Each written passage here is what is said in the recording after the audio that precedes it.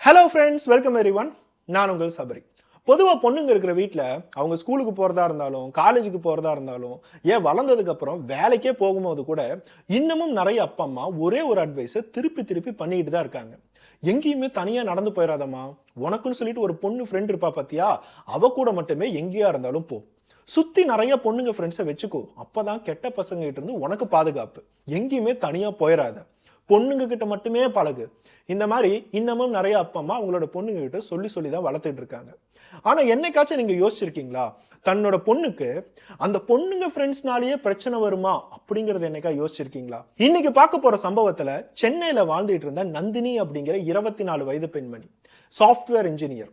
நீங்க சொல்ற அதே பொண்ணுங்கிற ஃப்ரெண்டுனால அவங்களோட வாழ்க்கையே எப்படி சீரழிஞ்சிச்சு, அவங்களோட உயிரே எப்படி போனுச்சு அப்படிங்கறத நம்ம சம்பவத்துல பார்ப்போம். வாங்க சம்பவத்துக்குள்ளார போவோம். கரெக்டா டிசம்பர் 23ஆம் தேதி 2023வது வருடம். இன்னும் 2 நாள்ல கிறிஸ்மஸ் வரப்போகுது, ஒரு வாரத்துல நியூ இயர் வரப்போகுது. எல்லாருமே பார்ட்டி ஸ்டார்ட் பண்ணிருப்பாங்க. முக்கியமா சென்னை, பெங்களூர் இந்த மாதிரி மெட்ரோ சிட்டிஸ்லாம் யங்ஸ்டர்ஸ் எல்லாருமே ஒவ்வொரு பார்ட்டியா ஆர்கனைஸ் பண்ணுவாங்க. கிறிஸ்மஸ்க்கு ஒரு பார்ட்டி இருக்கும், நியூ இயருக்கு ஒரு பார்ட்டி இருக்கும். இந்த மாதிரி எல்லாருமே சந்தோஷமா இருக்கக்கூடிய நாள்ல கரெக்டா சென்னை சிட்டில பொன்மார்ங்கிற ஒரு ஏரியால வேதகிரி நகர் நைட்டு 10 மணி பக்கம் அந்த இடத்துல ஒரு கன்ஸ்ட்ரக்ஷன் சைட் இருக்கு. இந்த மெட்ரோ சிட்டிஸ்லாம் நிறைய கன்ஸ்ட்ரக்ஷன் நம்ம பார்த்துக்கிட்டே இருப்போம், பில்டிங்கா கட்டிக்கிட்டே இருப்பாங்க. ஆனா சில பில்டிங்க்கு மட்டும் அவங்களுக்கு பினான்சியலா எந்த சப்போர்ட்டும் கிடைக்காததுனால அதை அப்படியே ஸ்டாப் பண்ணிடுவாங்க. வருஷ கணக்குல அந்த பில்டிங் அப்படியே தான் இருக்கும், எந்த இம்ப்ரூவ்மெண்ட்டும் நீங்க பார்க்கவே முடியாது. அந்த மாதிரி ஒரு பில்டிங் அந்த பொன்மாருங்கிற ஏரியால இருக்கு. சுத்தி சில மக்கள்லாம் வாழ்ந்துட்டு இருக்காங்க. நைட்டு 10 மணி பக்கம் அவங்களால அந்த பில்டிங்ல ஏதோ எரியறத பார்க்க முடியுது. ரொம்ப புகை வருது, ஏதோ எரிச்சிட்டு இருக்காங்கிறது தெரியுது. அந்த மக்கள் எல்லாத்துக்குமே அந்த எரியிற இடத்துல ஒரு பொண்ணு கத்தி கதறி அழுற சத்தம் கேக்குது, காப்பாத்துங்க காப்பாத்துங்க அப்படின்னு. அதை பார்த்த எல்லாருமே அந்த கன்ஸ்ட்ரக்ஷன் சைட்டுக்கு உடனே ஓடி போறாங்க. என்னாச்சு அப்படின்னு சொல்லி பதறிக்கிட்டு போறாங்க. அங்க போயிட்டு அந்த நெருப்பு எரியிற இடத்துக்கு போனா அவங்களுக்கு ஒரு ஷாக்கிங்கான விஷயம். ஒரு பெண்ணோட உடம்பு அந்த இடத்துல எரிஞ்சிட்டு இருக்கு. அந்த பொண்ணு தான் கத்தி கதறி அழுது, வலிக்குது வலிக்குதுன்னு சொல்லிட்டு. உடனே அங்க இருக்கிற மக்கள் எல்லாருமே பக்கத்துல இருக்கிற மண்ணு தூக்கி போடுறாங்க, தண்ணி ஊத்துறாங்க. எப்படியோ அந்த இடத்துல அந்த தீயை அணைச்சிட்டாங்க. ஆனா அவங்க தீயை அணைக்கிறதுக்கு முன்னாடியே அந்த பெண்ணோட உடம்பு ஒரு 75% பக்கம் எரிஞ்சு போயிடுச்சு. உயிர் மட்டும்தான் இருக்கு. அந்த பொண்ணு இன்னமும் பேசிட்டு இருக்காங்க, வலிக்குது வலிக்குதுன்னு சொல்லிட்டு. அவங்க கையையும் காலையும் யாரோ இரும்பு செயின் வச்சு கட்டியிருக்காங்க. இன்னும் கையையும் காலையும் இன்னும் கொஞ்சம் பார்க்கும் போது அவங்களோட நரம்ப யாரோ வேணும்னே கட் பண்ணியிருக்காங்க. ஒருத்தன் நரம்புகளை கட் பண்ணி கையையும் காலையும் இரும்பு செயினால கட்டி அந்த பெண்ணை உயிரோட கொளுத்துறாங்க அப்படின்னா எவ்வளோ பெரிய கொடூரமான விஷயம். யார் இதை பண்ணியிருப்பாங்கன்னு தெரியல. சுத்தி முத்தியும் பார்க்குறாங்க, யாரையுமே காணும். அங்கே இருக்கிறவங்க உடனே போலீஸ்க்கு கால் பண்ணுறாங்க. போலீஸ் கண்ட்ரோல் ரூமுக்கு கால் பண்ணும்போது அவங்க பக்கத்தில் இருக்கிற போலீஸ் ஸ்டேஷனுக்கு இன்ஃபார்ம் பண்ணி அவங்க அந்த ஸ்பாட்டுக்கு வராங்க. இன்னும் சில பேர் ஆம்புலன்ஸ்க்கும் கால் பண்ணியிருக்காங்க. போலீஸ் டிபார்ட்மெண்ட் அந்த ஸ்பாட்டுக்கு வந்தோன்னே அந்த பொண்ணுகிட்ட பேசுறதுக்கு ட்ரை பண்றாங்க. யாருமா நீ, உன்னோட அட்ரஸ் என்ன, உன்னோட பேர் என்ன, எங்க வேலை பார்க்குற, யார் உன்னை இந்த மாதிரி பண்ணாங்க, இந்த மாதிரி எல்லா விஷயங்களும் கேட்கும் போது அந்த பொண்ணு சொன்னதெல்லாம் 2 வார்த்தை தான். ஒரு வார்த்தை வெற்றி. வெற்றிங்கிற பேரை சொல்லியிருக்காங்க, மொபைல் நம்பரை சொல்லியிருக்காங்க. யார் இந்த வெற்றி? இந்த வெற்றி ரொம்ப தெரிஞ்சவனா, லவ்வரா, இல்ல ஃபேமிலியா, அண்ணனா, தம்பியா, யாருமே தெரியல. ஆனா அந்த வெற்றின்னு சொல்லிட்டு நம்பரை சொல்லும் போது போலீஸ் நோட் பண்ணிக்கிட்டாங்க. அதுக்கப்புறம் ஆம்புலன்ஸ் வந்துச்சு. உடனே அந்த பொண்ணை பக்கத்துல இருக்கிற ஹாஸ்பிட்டலுக்கு கூட்டிட்டு போறாங்க. பக்கத்துல இருக்கிற ஹாஸ்பிட்டலுக்கு கூட்டிட்டு போய் டாக்டர் செக் பண்ணும் போது அங்க இருக்கிற எல்லாத்துக்குமே ஒரு அதிர்ச்சியான விஷயத்த சொல்றாரு. இந்த பொண்ணு ஆல்ரெடி இறந்துட்டாங்க. ஹாஸ்பிட்டலுக்கு கொண்டுட்டு வரும் போதே அவங்க இறந்திருக்கலாம். அவங்க இங்க கொண்டுட்டு வந்தா கூட நம்மளால காப்பாத்திருக்க முடியாது. இந்த பெண்ணோட 75% பக்கம் எரிஞ்சிருச்சு. பெட்ரோல் ஊத்தி எரிச்சிருக்காங்க. அது மட்டும் இல்லாம பெட்ரோல் ஊத்தி எரிக்கிறதுக்கு முன்னாடி இந்த பெண்ணோட கையையும் சரி காலையும் சரி நிரம்ப கட் பண்ணி அவங்களோட ரத்தத்தை டோட்டலா வெளியே போயிட்டு இருக்காங்க. இந்த பெண்ணோட உடம்புல ரத்தமே இல்லை. போலீஸ்க்கும் அங்க சுத்தி இருக்கிறவங்களுக்கும் இதை கேட்கும் போதே ஒரு பெரிய அதிர்ச்சியா இருக்கு. இன்னும் 2 நாள்ல கிறிஸ்துமஸ் வருது, நியூ இயர் வருது, எல்லாருமே ஒரு கொண்டாட்டமா இருக்கும் போது இந்த பெண்ணுக்கு இந்த மாதிரி ஒரு நிலைமை வரணுமா? யார் இந்த மாதிரி கொடுமையான விஷயத்த செஞ்சாங்க? அந்த பெண் கொடுத்த வெற்றி அப்படிங்கிற பேரும் மொபைல் நம்பர் மட்டும்தான் போலீஸ் கையில இருக்கு.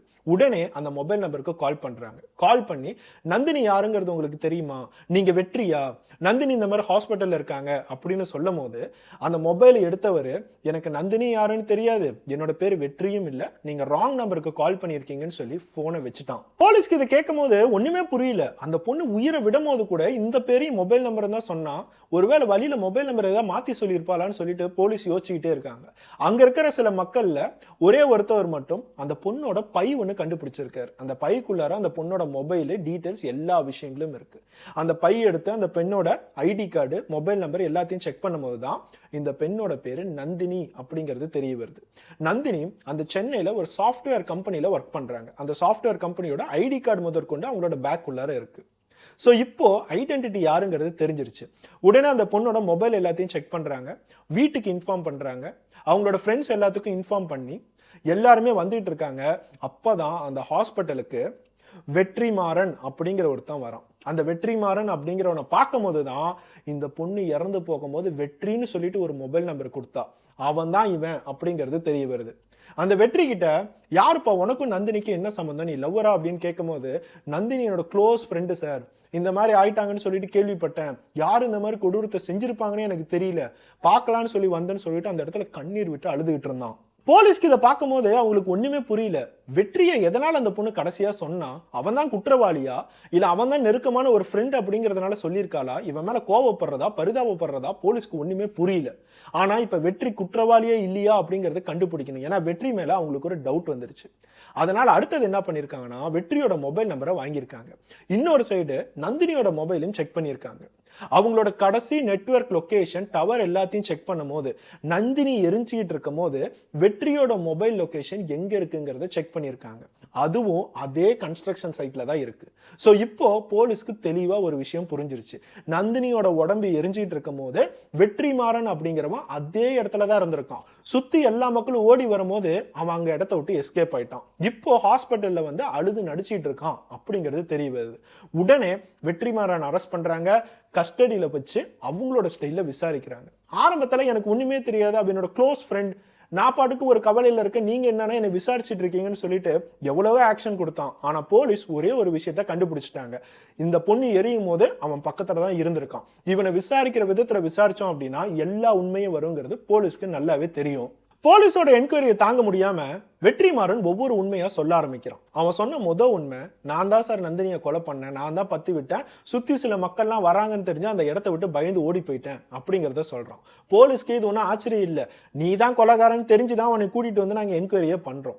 ஆனா எதுக்காக கொலை பண்ண, உனக்கும் நந்தினிக்கும் என்ன சம்பந்தம் இப்படிங்கிற எல்லா விஷயங்களும் விசாரிக்கும் போதுதான் போலீஸ்க்கு அவங்க கிட்ட இருந்து சில அதிர்ச்சியான விஷயங்கள்லாம் வருது. இது வரைக்கும் இந்த மாதிரி ஒரு இன்சிடென்ட்டை நாங்க பார்த்ததே இல்லை, இப்படியும் நிறைய பேர் இருப்பாங்களா, இந்த லெவலுக்கு கொலைகள்லாம் நடக்குமா அப்படிங்கிறது போலீஸ்க்கே ஒரு பெரிய ஆச்சரியம் தான். இது வரைக்கும் அவங்க கேஸ் இந்த மாதிரி பார்த்ததே இல்லாததுனால எல்லாத்தோட கவனமும் வெற்றிமாறன் என்ன சொல்றான் அப்படிங்கிறதுல தான் இருக்கு. நந்தினி அப்படிங்கிற பெண்மணி மதுரையில பிறந்திருக்காங்க. அவங்க பிறந்து வளர்ந்தது படிச்சது காலேஜ் எல்லாமே மதுரை தான்.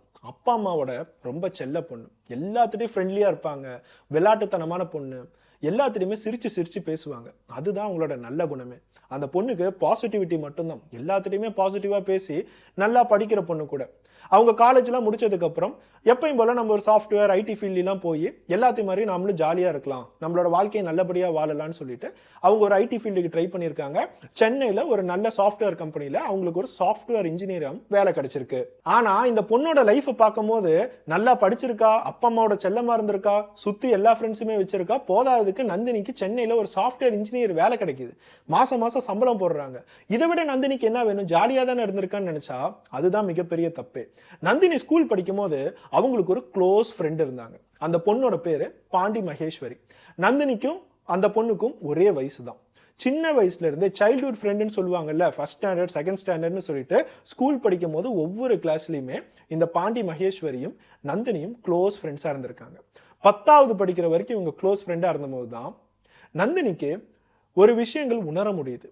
பாண்டி மகேஸ்வரி நம்ம கிட்ட ரொம்ப க்ளோஸா இருக்கா, நம்மளை கட்டி பிடிக்கிறா, முத்தம் கொடுக்குறா, இந்த மாதிரி அப்பப்ப நடக்கும் போது நந்தினியால கொஞ்சம் கொஞ்சம் புரிஞ்சுக்க முடியுது ஏதோ ஒரு தப்பு நடக்குது. அப்போ அந்த 10வது படிக்கும் போது அவங்களுக்கு இந்த ரிலேஷன்ஷிப்க்கு பேர் என்ன அப்படிங்கிறது தெரியல, இவ என்ன ட்ரை பண்றா அப்படிங்கிறது புரியல. அது ஒரு லெஸ்பியன் ரிலேஷன்ஷிப் அப்படிங்கறத அவங்களால கணிக்க முடியல. ஆனா ஏதோ ஒரு தப்பு நடக்குதுன்னு சொல்லிட்டு அப்போ 10வதுல பாண்டி மகேஸ்வரியை விட்டு கொஞ்சம் கொஞ்சமா நவுந்து வந்தாங்க. இனிமேட்டு நம்ம 2 பேரும் ரொம்ப க்ளோஸா இருக்க வேணாம், க்ளோஸ் ஃப்ரெண்ட்ஸா இருக்க வேணாம்னு சொல்லிட்டு 2 பேரும் முடிவெடுத்து அப்படியே பிரிஞ்சுட்டாங்க. அதுக்கப்புறம் நந்தினியோட வாழ்க்கையில எல்லாமே நார்மலா நடந்துட்டு இருக்கு. 10வது முடிச்சுட்டு +1 +2 காலேஜ் இந்த மாதிரி எல்லா விஷயங்களும் பண்ணாங்க. பாண்டி மகேஸ்வரி அப்படிங்கிற கேரக்டர் அவங்களோட லைஃப்ல வரவே இல்ல. சுத்தி இருக்கிற சில ஃப்ரெண்ட்ஸ், அவங்களோட ஏரியா ஃப்ரெண்ட்ஸ்லாம் சில பேர் மட்டும் இந்த பாண்டி மகேஸ்வரி அப்படிங்கிற பொண்ணு ஒரு திருநங்கை அப்படிங்கிறத சொல்ல ஆரம்பிச்சாங்க. சரி, நிறைய ரூமர்ஸ் ஒரு பொண்ணை பத்தி எத்தனையோ பேர் எவ்வளவோ சொல்லுவாங்க, அதெல்லாம் நம்ம நம்பிட்டு இருக்கணுமான்னு சொல்லிட்டு நந்தினி அவங்களோட வாழ்க்கையை பார்த்துட்டு இருந்தாங்க. ஆனா காலேஜ் முடிச்சதுக்கு அப்புறம் அவங்க சென்னையில இருக்கிற போது திடீர்னு ஒரு நாள் ஒரு பையன் முன்னாடி வந்து ஹாய் நந்தினி அப்படின்னு சொல்லி நின்னான். அவனை பார்க்கும் போது இதுக்கு முன்னாடி அவன்கிட்ட பழகுன மாதிரியும் இருக்கு, ஆனா அவன் யாரு அப்படிங்கிறது தெரியல. அவனோட ஃபேஸ் கட் எல்லாத்தையும் பார்க்கும் போது இதுக்கு முன்னாடி யாரையோ பார்த்த மாதிரி இருக்கு, ஆனா யாரு அப்படிங்கிறது நந்தினிக்கு புரியல. அது வேற யாரும் இல்ல, பாண்டி மகேஸ்வரி அப்படிங்கிற ஒரு பொண்ணு பையனா மாதிரி வெற்றிமாறன் அப்படிங்கிற கேரக்டர்ல நந்தினி முன்னாடி வந்து நிக்கிறான். இதை கேட்டோன்னே நந்தினிக்கு ஒரு மிகப்பெரிய ஆச்சரியம், நம்பவே முடியல. டேய், தயவு செய்து பொய் சொல்லாத, என்னோட க்ளோஸ் ஃப்ரெண்டை வச்சு நீ விளையாண்டுட்டு இருக்கியா அப்படின்னு கேட்கும் போது கூட அப்பதான் வெற்றிமாறன் எல்லா உண்மையும் சொல்றான். 10வது முடிச்சதுக்கு அப்புறம் அந்த பாண்டி மகேஸ்வரி அப்படிங்கிற பொண்ணு நமக்குள்ளார ஏகப்பட்ட சேஞ்சஸ் வருது, நம்ம ஒரு திருநங்கையா இருக்கோம், நம்ம ஒரு பையனா மாறணும்னு ஆசைப்படுறோம், நமக்கு ஒரு ஹார்மோனல் சேஞ்சஸ் வருது, இப்படிங்கிற எல்லா விஷயங்களும் அவங்க உணர ஆரம்பிச்சாங்க. அது மட்டும் இல்லாம அவங்களுக்கு நந்தினி அப்படிங்கிற பொண்ணை ரொம்ப பிடிக்கும். நம்ம ஒரு பொண்ணாவே இருந்தா கடைசி வரைக்கும் நந்தினிக்கு ட்ரை பண்ணவே முடியாது, கடைசி வரைக்கும் நந்தினியை நம்ம கல்யாணம் பண்ண முடியாது, லவ் பண்ண முடியாது. அதுக்கு நம்ம ஒரு பையனா மாறணும். நந்தினியை மட்டுமே மனசுல வச்சுக்கிட்டு பாண்டி மகேஸ்வரி அப்படிங்கிற பொண்ணு ஒரு sex change operation, sex reassignment அப்படிங்கிறத சொல்லுவாங்க. அந்த பொண்ணா இருந்து அவங்களோட ஜெனிட்டியல் ஆர்கன், அதாவது பிறப்பு உறுப்பு எல்லாத்தையுமே ஆப்ரேட் பண்ணி பையனுக்கு இருக்கிற மாதிரி எல்லாம் மாத்தி அவங்க டோட்டலாவே ஜெண்டரே சேஞ்ச் பண்ணிட்டாங்க. அதனாலதான் பாண்டி மகேஸ்வரி அப்படிங்கிற பொண்ணு வெற்றிமாறனா வந்து நந்தினி முன்னாடி வந்து நின்னான். ஆரம்பத்துல நந்தினிக்கு அவங்ககிட்ட பேசுறதும் அவங்ககிட்ட பழகுறதும் ஒரு மாதிரியா தான் இருந்துச்சு. நம்ம இது வரைக்கும் பொண்ணாவே பார்த்தது, திடீர்னு ஒரு பையனா வந்து நிக்கிறான் அப்படின்னா எப்படி அவங்ககிட்ட ஈஸியா பழகிறது. இருந்தாலும் நம்மளோட க்ளோஸ் ஃப்ரெண்ட், 10வது வரைக்கும் நம்மளோட சைல்ட்ஹுட் ஃப்ரெண்ட், அவளை நம்ம எந்த லெவலுக்கு க்ளோஸா எல்லா இடத்துலயும் சுத்தி இருக்கோம், எந்த லெவலுக்கு நம்ம என்ஜாய் பண்ணியிருக்கோம். இப்ப அவன் வெற்றிமாறனா வந்து நின்னாலும் நந்தினிக்கு இன்னமும் அது பாண்டி மகேஸ்வரியா தான் தெரிஞ்சா. இவனுக்கு ஒரு வேலை இல்லை அப்படின்னு தெரிஞ்சோன்னே அவளுக்கு தெரிஞ்ச சில கம்பெனி, அவளுக்கு தெரிஞ்ச சில ஹெச்ஆர்ட்ட ரெக்கமெண்ட் பண்ணி வெற்றிமாறனுக்கு ஒரு சாஃப்ட்வேர் வேலை வாங்கி கொடுத்தா. அதுல இருந்து இவங்க 2 பேரும் திருப்பி ஃப்ரெண்ட்ஸ் ஆக ஆரம்பிச்சாங்க. இவங்க 2 பேரும் எந்த லெவலுக்கு க்ளோஸா இருக்காங்க அப்படின்னா, எப்பயுமே கம்பெனிக்கு ஒட்டுக்கா போறதும் ஒட்டுக்கா வரதும், எங்கெங்கயோ ரெஸ்டாரண்ட் போறது, மாலுக்கு போறது, இந்த மாதிரி எல்லா இடங்களையுமே சுத்த ஆரம்பிச்சிருக்காங்க. நந்தினிக்கு அப்படி ஒரு சந்தோஷம், என்னோட சின்ன வயசு ஃப்ரெண்டு பாண்டி மகேஸ்வரி கூட தான் நான் சுத்திட்டு இருக்கேன்னு சொல்லிட்டு அவ மனசுல இன்னமும் நினைச்சிட்டு இருக்கா. இவன் என்னதான் ஆம்பளையா மாறினாலும் இன்னமும் நந்தினிக்கு அது பாண்டி மகேஸ்வரியா தான் தெரியுது. இந்த மாதிரி எல்லா விஷயங்களும் போயிட்டு இருக்கும் போதுதான் ஒரு நாள் வெற்றிமாறன் வந்து நந்தினி கிட்ட ப்ரொபோஸ் பண்ணான். நான் இந்த மாதிரி உன்னை லவ் பண்றேன், நான் உன்னை கல்யாணம் பண்ணிக்கணும்னு நினைக்கிறேன், நம்ம 2 பேத்துக்குமே 26 27 வயசு பக்கம் ஆயிடுச்சு, ஏன் நம்ம 2 பேரும் கல்யாணம் பண்ணிட்டு வாழக்கூடாது அப்படின்னு யோசிக்கும் போதுதான் நந்தினிக்கு இந்த ப்ரொபோசலை கேட்டோன்னே ஒரு அதிர்ச்சி ஆயிடுச்சு. சத்தியமா நான் உன்னை அந்த மாதிரிலாம் பார்க்கல வெற்றி, நான் இன்னமும் உன்னை பாண்டி மகேஸ்வரியா தான் பார்த்துட்டு இருக்கேன், இன்னமும் நீ என்னோட பழைய ஃப்ரெண்ட், இன்னமும் நான் ஒரு பொண்ணா தான் பார்த்துட்டு இருக்கேன், நான் உன்னை லவ் பண்ண மாட்டேன், தயவு செய்து என் பின்னாடி சுத்தி டைம் வேஸ்ட் பண்ணாத அப்படிங்கிறத நந்தினி சொல்றா. நந்தினி இதை சொல்லும் போது அந்த வெற்றிமாறனுக்கு அப்படி ஒரு கவலை. இத்தனை வருஷமா எவ்வளவோ கேவலங்கள்லாம் தாண்டி எவ்வளவோ கஷ்டப்பட்டு உனக்காக மட்டும்தான் நான் ஒரு பையனா மாறி வந்தேன், உன்னை கல்யாணம் பண்ணணும்னு சொல்லி தான் நான் ஒரு பையனா மாறி வந்தேன், ஆனா இப்ப என்னையே பிடிக்கலன்னு சொல்றாளே என்ன பண்றதுன்னு சொல்லிட்டு அவன் யோசிச்சுட்டு இருந்தான். இருந்தாலும் நந்தினி ப்ரொபோசலை ரிஜெக்ட் பண்ணாலும் சரி, இன்னமும் நீ என்னோட க்ளோஸ் ஃப்ரெண்டு தான், நீ என்னோட சைல்ட்ஹுட் ஃப்ரெண்டு தான்டா, நம்ம எப்பயும் போல ஃப்ரெண்ட்லியா இருப்போம்னு சொல்லிட்டு 2 பேரும் ஃப்ரெண்ட்லியா இருக்காங்க.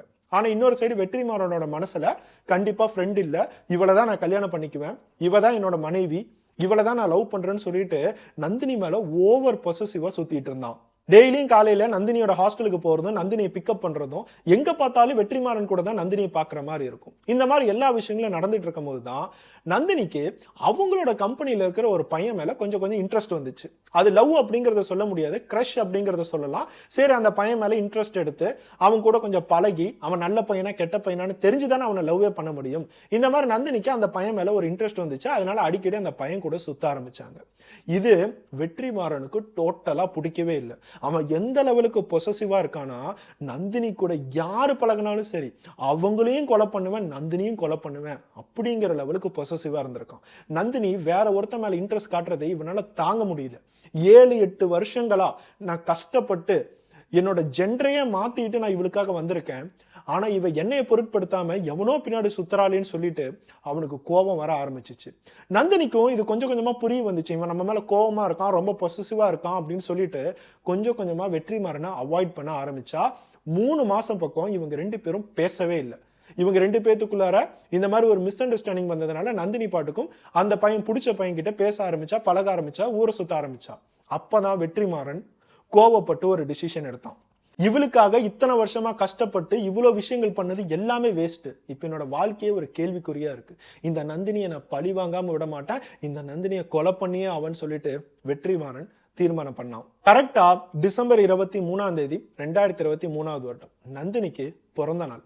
அந்த பிறந்த நாள் அப்படிங்கும் போது ஒரு சாஃப்ட்வேர் இன்ஜினியரா ஒரு கம்பெனி ஆகட்டும், அந்த இடத்துல நிறைய ஸ்டூடெண்ட்ஸ் இருப்பாங்க, காலேஜ் ஃப்ரெண்ட்ஸ் இருப்பாங்க, எல்லாருமே கால் பண்ணி விஷ் பண்றாங்க. நந்தினிக்கு அவ்வளோ சந்தோஷம். நமக்குன்னு சொல்லிட்டு இத்தனை ஃப்ரெண்ட்ஸ் சர்க்கிள் இருக்காங்க, நம்ம ரொம்ப சந்தோஷமா இருக்கும். நிறைய பேத்துக்கு பார்ட்டி வைக்கிறாங்க, நிறைய பேர் கேக் வெட்டுறாங்க.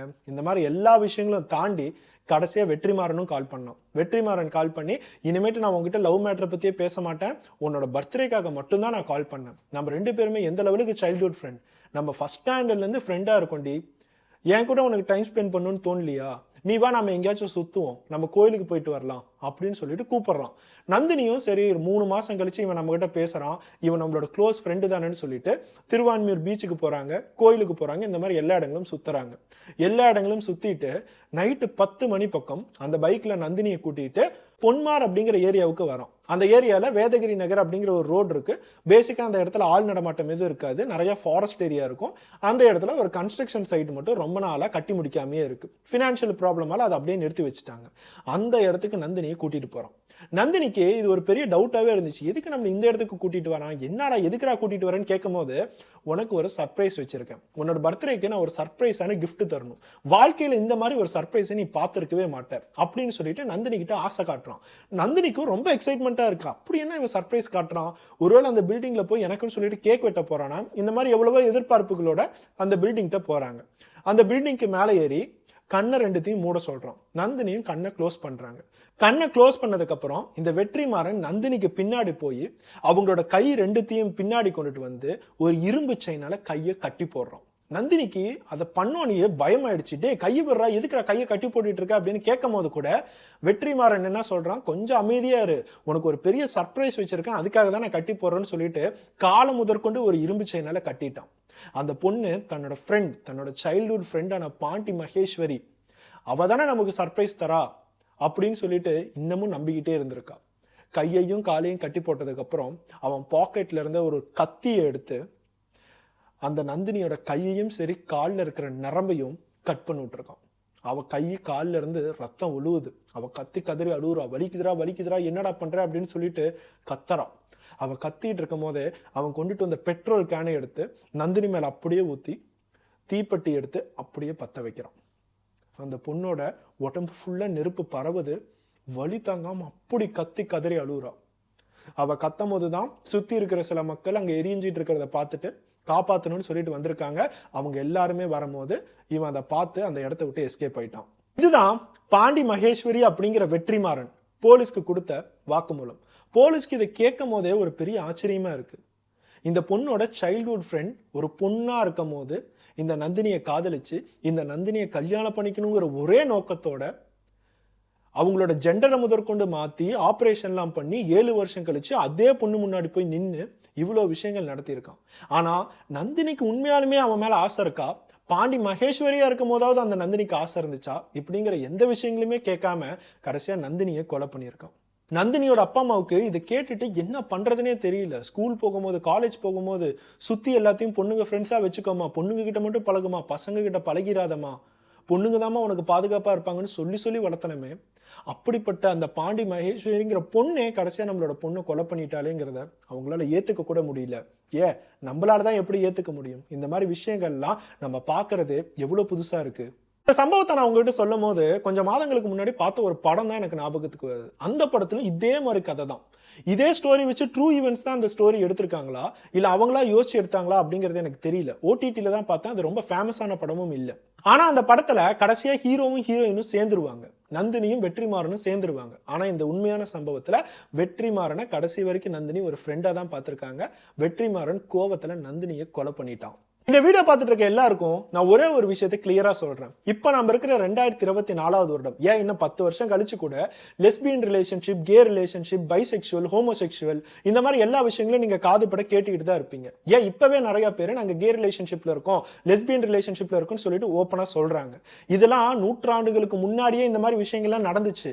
ஆனா அப்ப எல்லாம் வெளியே சொன்னா கேவலமா இருக்குமேன்னு சொல்லிட்டு எல்லாருமே அதை சீக்கிரட்டா மெயின்டைன் பண்ணுவாங்க. ஆனா இப்போ எதுக்காக நாங்க கேவல பண்ணோம், இதுதானே எங்களோட ஐடென்டிட்டின்னு சொல்லிட்டு நிறைய பேர் அதை தெரிவிக்கிறாங்க. இன்னமும் நிறைய ஃபாரின் கண்ட்ரீஸ்ல gay relationship, lesbian relationship legal பண்ணிட்டாங்க.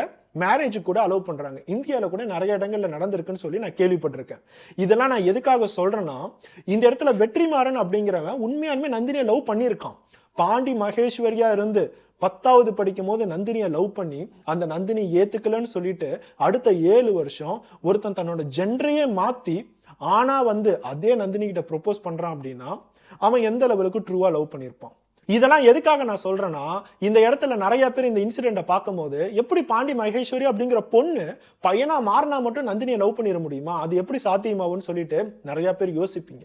இந்த இடத்துல அவங்களோட ஜெண்டர் பிரச்சனையே இல்லை. பாண்டி மகேஸ்வரி ஒரு பொண்ணா இருந்தாலும் சரி, பையனா மாறினாலும் சரி, அவங்களுக்குள்ளார லவ் அப்படிங்கிற ஒரு விஷயம் நடந்துச்சு அப்படின்னா அது கண்டிப்பா நடக்கும். ஆனா இந்த இடத்துல எப்படி லவ் பண்றாங்க அப்படிங்கிறது தான் கேள்வியே. இந்த இடத்துல வெற்றிமாறன் அப்படிங்கிறவன் அந்த பாண்டி மகேஸ்வரி அப்படிங்கிற பொண்ணு நந்தினி மேல ஓவர் பொசசிவ்னஸா இருந்திருக்காங்க. அந்த ஓவர் பொசசிவ்னஸா இருந்ததுனால தான் நந்தினி யாருக்கிட்ட எப்படி பேசினாலும் இவனுக்கு கோபம் வந்திருக்கு. கடைசியா நந்தினியை கொலை பண்ணியிருக்கான். எத்தனை பேர் இந்த வீடியோ பார்த்துட்டு இருக்கவங்க உங்களோட வைஃப் மேலேயோ இல்ல உங்களோட கணவர் மேலேயோ உங்களோட லவ்வர் மேலேயோ பொசசிவ்னஸா இருப்பீங்க? யாரோ ஒருத்தவங்க கிட்ட போய் ஒரு பொண்ணு ஒரு பையன் கிட்ட பேசினாலோ இல்ல ஒரு பையன் ஒரு பொண்ணு கிட்ட பேசினாலோ தன்னோட லவ்வர் கூடயோ தன்னோட ஹஸ்பண்ட் கூடயோ சண்டை போடுறவங்க எத்தனை பேர் இருக்கீங்க? கொஞ்சம் யோசிச்சு பாருங்க. பொசசிவ்னஸ் அப்படிங்கிற விஷயம் இருந்தாதான் அதுக்கு பேர் காதலே. அந்த காதல்ல கண்டிப்பா பொசசிவ்னஸ் இருக்கும்னு சொல்லிட்டு நிறைய பேர் சொல்லி நீங்க கேட்டிருப்பீங்க. ஆனா அந்த பொசசிவ்னஸ்க்கு லிமிட் வேணும் அப்படிங்கிறதுக்காக தான் இந்த சம்பவத்தையே நான் உங்ககிட்ட சொல்றேன். இந்த சம்பவத்துல வெற்றிமாறன் ஆணா இருந்தாலும் சரி, பொண்ணா இருந்தாலும் சரி, அந்த விஷயத்தையே விட்டுருங்க. ஆனா இதே மாதிரி சம்பவத்தை நம்ம எத்தனை இடத்துல பார்த்திருக்கோம். ஒரு பொண்ணு நமக்கு ஒத்துக்கலன்னு சொல்லிட்டு எத்தனை பசங்க கத்தி எடுத்து வெட்டுறதும், அருவா எடுத்து வெட்டுறதும், ஆசிட் ஊத்துறதும், ஒரு பொண்ணோட முகத்துல ஒருத்தன் பெட்ரோல் ஊத்தி கொளுத்து விட்டுருக்கான் கேரளால. இன்னமும் நார்த் இந்தியால இதை விட கேவலமான, இதை விட கொடூரமான விஷயம்லாம் நடந்திருக்கு. இது எல்லாத்துக்குமே முக்கியமான காரணம், அவங்க லவ் பண்ணும் போது ஒரு பொண்ணு நோ அப்படின்னு சொன்னுச்சுன்னா அது நோ தான் அப்படிங்கிறத அவங்க தயவு செய்து புரிஞ்சுக்கணும். நிறைய பசங்க அதை புரிஞ்சுக்கிறதே இல்லை. நம்ம பின்னாடி ஓடி போய் எப்படியாச்சும் கரெக்ட் பண்ணிடலாம், பின்னாடி போய்கிட்டே இருந்தா அந்த பொண்ணு கண்டிப்பா நம்மளை லவ் பண்ணும், தொல்லை பண்ணிக்கிட்டே இருந்தா கண்டிப்பா அந்த பொண்ணு நம்மளை லவ் பண்ணும். இந்த மாதிரி எல்லா விஷயங்களும் பண்றாங்க. கடைசியா அவங்களே கடுப்பாகி இவ கடைசி வரைக்கும் நம்மளை லவ்வே பண்ண மாட்டேங்கிறாளேன்னு சொல்லிட்டு அவன் மேல வெறுப்பாகிறாங்க. ஒரு பொண்ணு நோன்னு சொன்னுச்சுன்னா அது நோ அப்படிங்கிறது தயவு செய்து புரிஞ்சுக்கோங்க. இந்த சம்பவத்துல அந்த வெற்றிமாறன் அப்படிங்கிறவன் பாண்டி மகேஸ்வரியா இருந்துதான் வெற்றிமாறனா மாறி இருக்கான். உடல் வெற்றிமாறனா மாறினாலும் இன்னமும் மனசு ஒரு பொண்ணு மாதிரிதான் இருக்கும். ஒரு பொண்ணோட மனசு அந்த நந்தினி நோன்னு சொல்லும் போது ஏன் நோன்னு புரிஞ்சுக்கலங்கிறத என்னால புரிஞ்சுக்க முடியல. நம்ம எல்லாருமே இந்த மாதிரி ஒரு சம்பவத்தை புதுசா தான் பார்க்கிறோம். இதை பத்தி படிக்கும் போது எனக்கே இது ஒரு புதுசா தான் இருந்துச்சு. ஏன்னா நம்ம இதுக்கு முன்னாடி இந்த மாதிரி நியூஸை கேள்வி கூட பட்டிருக்க மாட்டோம். வெற்றிமாறனை பத்தி நீங்க என்ன நினைக்கிறீங்க? அதாவது பாண்டி மகேஸ்வரியை பத்தி நீங்க என்ன நினைக்கிறீங்கிறத கண்டிப்பா கமெண்ட் பண்ணுங்க. நெக்ஸ்ட் ஒரு வீடியோட பார்ப்போம். பை.